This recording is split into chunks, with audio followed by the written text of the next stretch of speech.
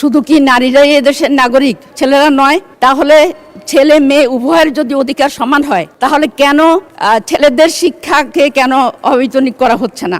একটা জিনিস অবাক হয়ে লক্ষ্য করছি, গত 3 দশক ধরেই নারী শিক্ষার উপরে গুরুত্ব দেওয়া হচ্ছে এবং নারীরা শিক্ষায় বেশ এগিয়েছে। কিন্তু আমার প্রশ্ন, শুধু কি নারীরাই এদেশের নাগরিক, মেয়েরাই এই দেশের নাগরিক, ছেলেরা নয়? তাহলে ছেলে মেয়ে উভয়ের যদি অধিকার সমান হয়, তাহলে কেন ছেলেদের শিক্ষাকে কেন অবৈতনিক করা হচ্ছে না?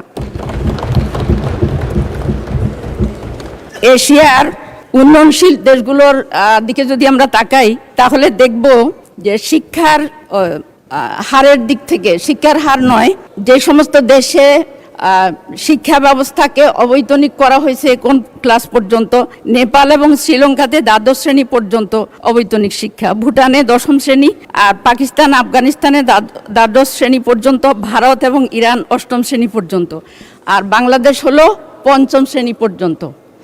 তাহলে 54 বছর ধরে আমরা স্বাধীন আছি, কিন্তু সেই স্বাধীনতার সুফল কি আমাদের সব সন্তানেরা পাচ্ছে না?